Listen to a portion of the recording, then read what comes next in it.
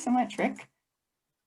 Oh, I think I've been disabled as a participant for sharing. Sorry, no, I never allowed it, so you should be good now.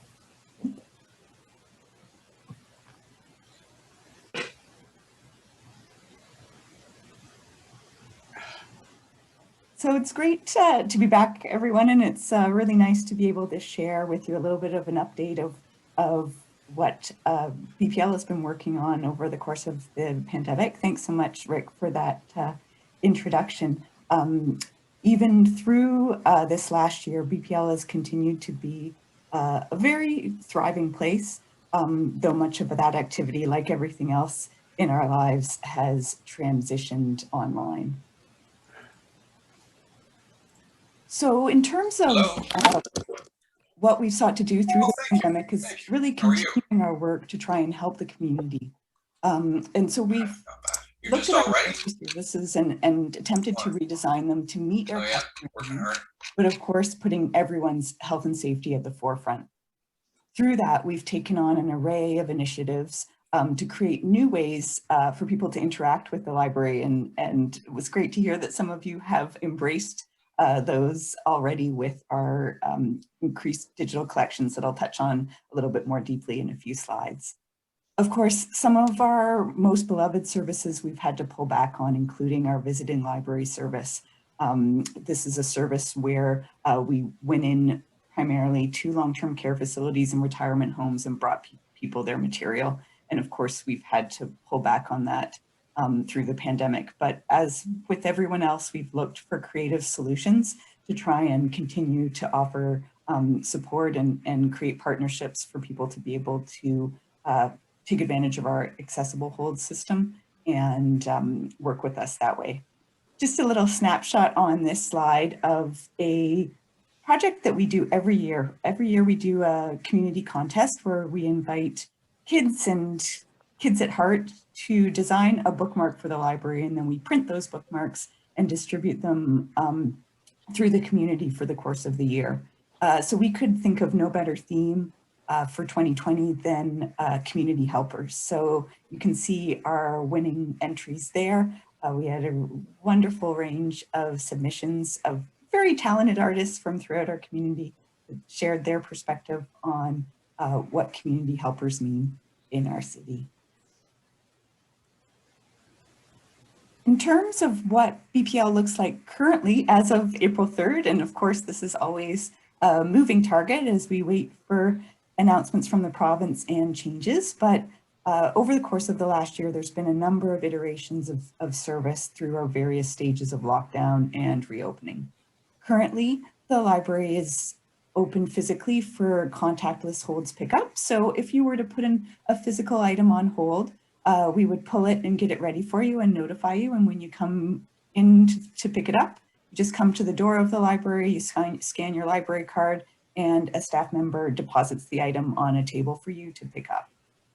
We also have restricted computer use.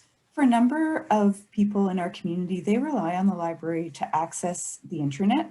And pre-COVID, they would have been in all the time using our computers. So one of the aspects of the provincial regulation at this point does allow for us to have limited computer services just to ensure that we can fill that gap for people who don't have that availability at home. Another aspect to the service that we're offering is a partnership with Halton Court Services. So again, so much of our lives has moved online, including our courts. So for individuals who need to appear at court, who don't have their own technology, they're able to come in to the library for their court appearance and do that virtually.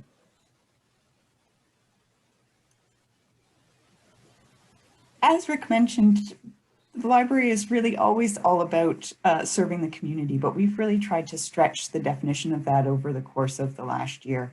And one of the projects that actually has really taken hold nationally, and we were thrilled in December when the Burlington Public Library Board supported it as a pilot as well, is the elimination of overdue fines system-wide. And our rationale for moving forward with that was the idea to just take that pressure off of our customers who have been hardest hit financially by this pandemic through job loss and lack of income security. We want to ensure that our library collections are accessible as possible to everyone. And we know that fines, though they may feel modest to many, can be a real deterrent for library usage for those in our community who are suffering financially. So to kick off this project on December 15th of last year, we actually were able to provide a fresh start to all library card holders who had an outstanding balance on their account, and we were able to set that to zero. And any lapsed users who hadn't visited the library in quite a while received personalized emails letting them know of the change and welcoming them back to the library. In tandem with this Fresh Start project and the elimination of fines, we've also created a Pay It Forward program. So customers who may be self-aware that they were a few days late in bringing back their material, if they so choose, they can donate through our Pay It Forward program and make a donation to the library in lieu of an overdue fine, and we'll use that money to support the library's collection the same way that we used library fines for that purpose. Some other projects that we've been working on, of course, are happening online. So pre-pandemic, a huge part of the library's offerings was a huge array of in-person programs that we offered through all of our branches, from story times to programs for seniors, tech classes, you name it. We had something happening at every library branch pretty much every day of the week. Of course, when we closed our doors back in March, we had to reimagine what our programming would look like. So it has moved online, and we're offering that support with a variety of community partners through the library's website, as well as in partnership with the City of Burlington. We were also participating in the City of Burlington's Telepals phone program, which is actually a program designed for seniors who do not have the internet at home. So it's actually a series of programs run by telephone. So participants call in to a number and we'll have a guest speaker opportunity to chat and ask questions, and BPL's been participating in that very regularly. Some of our other program highlights include our Next Best Read program. So it's designed to help the community find something great to read that suits their taste. And of course, our library staff are experts at discussing a huge range of titles for all interests. We've also been partnering with a number of community agencies, including the Hamilton Philharmonic. So the Hamilton Philharmonic offers programs virtually through us at the library using Zoom, this very platform that we're using right now. And it's a great way to bring people together to enjoy music. Of course, we've also had online book clubs and a partnership with the Art Gallery of Burlington, where we've been offering both lecture style and art workshops. As I mentioned earlier, technology has also been a really key service for us during the pandemic. And one of the pieces that people may not have even considered is customers looking for access to Wi-Fi. So throughout even the library's closure, we kept our Wi-Fi networks on so that members in the community could come and sit outside of the library buildings and be able to access our wireless network.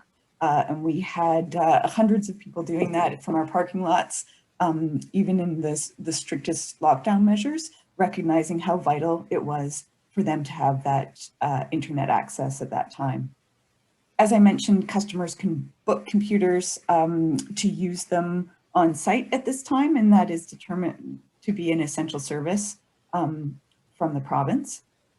Traditionally, a huge, very popular program for us this time of year is an income tax clinic, where we partner locally with volunteers who come in and help people with lower incomes complete their tax forms. And that has been able to transition to a phone service for this year. And as I mentioned, we also have the court service being offered out of the Central Library. I think it was you, Will, who mentioned how much you've been utilizing the digital collections and the online library during the pandemic. We've been fortunate, I think, like many others have, for some of the pieces of technology that we had in place prior to the closure. So in the fall of 2019, we'd actually launched the ability for people to register for a library card online. So you actually don't even have to go into the library right now to register to become a borrower. You can just visit the library's website, sign up, and start borrowing immediately. And we've had hundreds of people monthly take advantage of that service during the course of the pandemic. When we had to shut our doors and eliminate access to the physical collection, we took the opportunity to redirect our efforts to our digital borrowing, adding more ebooks, more movies, more television shows, and digital resources like Acorn TV. For anyone who is a British television fan, you can access tons of great content through Acorn. Canopy Movies has a huge array of international films. Creative Bug is actually an online program with a huge range of craft and artistic tutorials. So you can pick a hobby that you were hoping to give a try and be able to access classes with trained artists and artisans to take you through the steps and help you build your skills. We also have platforms like Hoopla and Overdrive, and the response and usage of those has only grown through the pandemic. As another way to try and expand our collection, we have actually partnered with the Mississauga and Hamilton Public Libraries, and we're sharing our Overdrive collection. So for those of you who are avid users of BPL's digital library, you'll know that Overdrive is the place where you can access most of the ebooks and magazines. So we've entered into agreement with Mississauga and Hamilton so that as a Burlington cardholder, you're actually able to borrow from their Overdrive collections as well, just increasing the range of material available to you from the comfort of your home. We've been really fortunate that many of our service providers have really gone above and beyond to try and support the community through the pandemic. So many of you might be familiar with Ancestry.com. That was always a product that was available to public library users, but only from within the library walls. And throughout the entire duration of the pandemic, Ancestry has given us the ability to share that database through our website. So if you had on your pandemic to-do list to work on that family tree, now is a great time. You can take advantage of that resource through the library's website for free from home.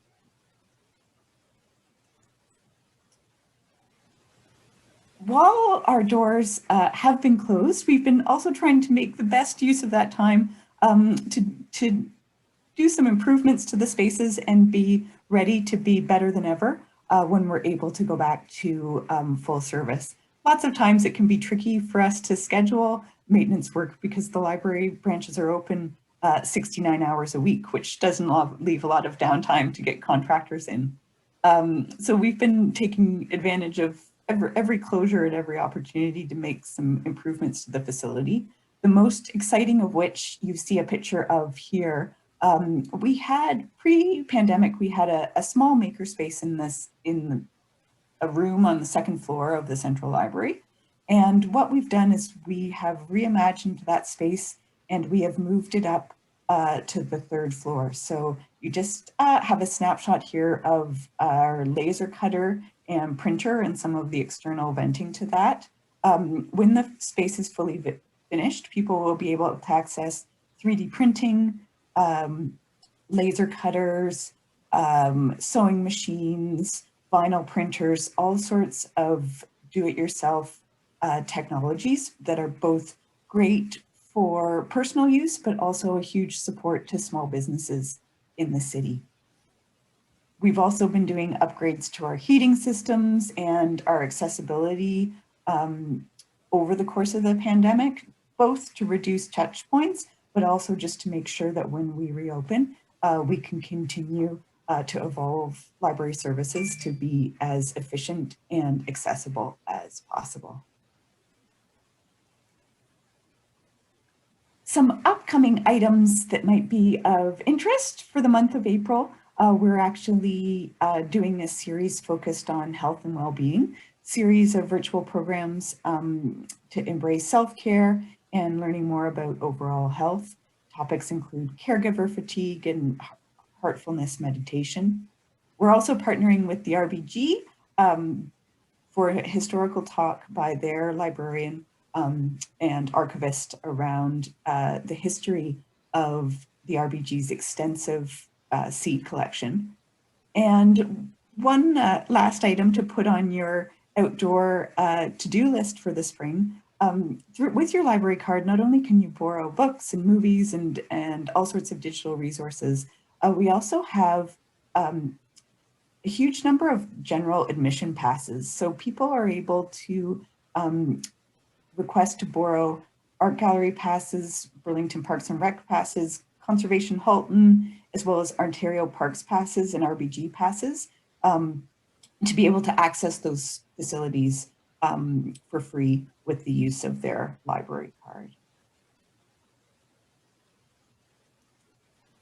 So after running through all that, I am reminded as to why I've been missing so many Rotary meetings. It has been, in fact, a very busy year, and the library staff have been phenomenal at really trying to do their best to take what the library has to offer and try and evolve it and help meet people's needs where they are, which of course is largely from home at this point. So that's it for me, but I'm always happy to take any questions. I just have a quick question. With the cities helping each other out, Hamilton, Mississauga, Burlington, would a Hamilton library card give you admission to Burlington, like the Royal Botanical Gardens, or would it only be the Burlington library cards that would? So Hamilton actually has a similar program in their collection. So they have the RBG passes as well. The partnership with Mississauga and Hamilton is primarily focused on the Overdrive, which is our ebook collections. But Hamilton users are able to access the Burlington collection as well. As with most things at the library, we find the more we share, the more we're able to bring into the community. So it's really been a great partnership to be able to offer literally tens of thousands of more books and resources to Burlington residents. Yeah, thank you. I have a question. When we are allowed to go back to the library, will you still be continuing a lot of these projects for seniors who probably can't get out of the house as much as they would like to? Yes, that's definitely our plan. We foresee doing a blend of virtual as well as in-person programming when we get to the point that it's safe to do so. We know that for many people, their comfort with coming back into the library is really going to vary. So we don't want to leave any of our users behind and make sure that we can continue to meet people where they feel most comfortable and safe. Thank you. Lita, a technical question, I guess, perhaps. I used my Kindle a fair amount. Is there now an easy way to put an ebook from the library onto a Kindle? It's getting easier with each iteration of the software. That's definitely been one of, I think that's probably from a library perspective, the most challenging e-reader hardware for us to deal with, just because of some of the licensing restrictions of the ebooks that we provide. But that's been actually a huge part of what library staff have been doing throughout the pandemic, is actually helping people troubleshoot their devices from home. We had a huge number of people who, you know, before we had to close our doors, would, you know, come in and say how much they loved their physical books and how they were never going to be interested in trying the ebooks at all. And we were happy to support that until we couldn't anymore.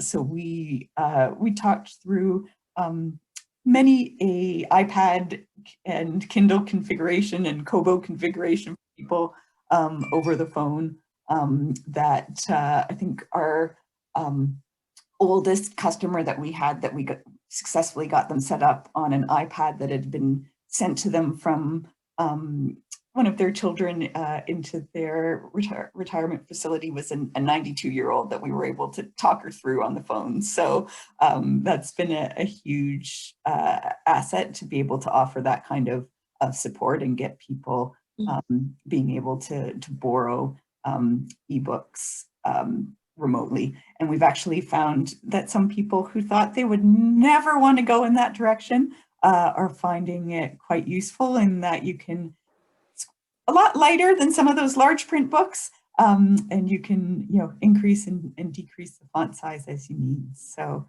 it's been a real adventure and a real learning for our team, and it's been great to see everyone sort of step up to the challenge. I have a question as well.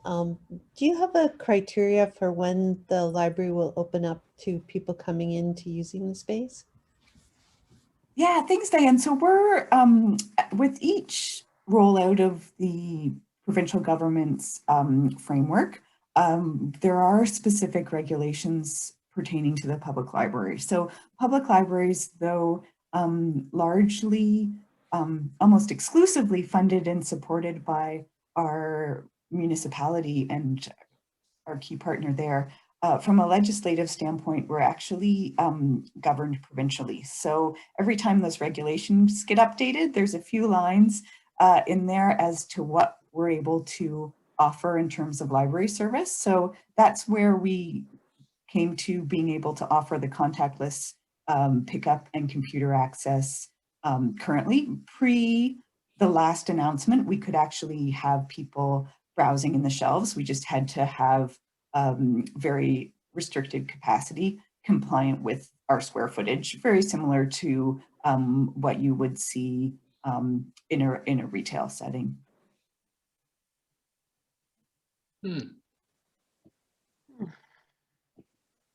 Are there any other questions?